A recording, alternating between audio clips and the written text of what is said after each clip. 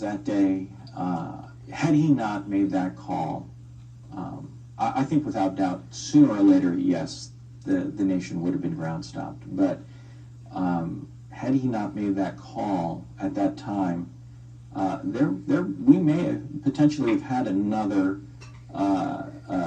flight get hijacked. And I say this because we had a flight out of JFK that was in line to depart, and through all this chaos, and when we decided to ground the fleet, that flight, amongst all the other ACARS messages, was told to go back to the gate. So I recall the crew, so they had no hesitation to go back.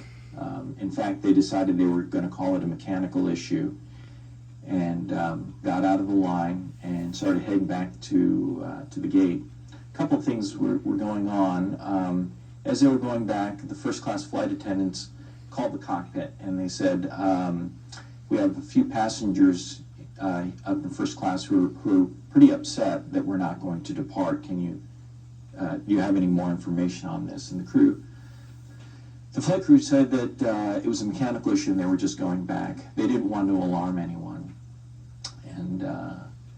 And the flight attendants called back and said, these passengers are now out of their seats demanding to talk to you as to why we're going back. And so at that point, the flight crew said that we're not going to allow any access to the cockpit. There was a little delay getting on a gate, I'm sure for obvious reasons. I'm sure the station was preoccupied with everything going on at the station.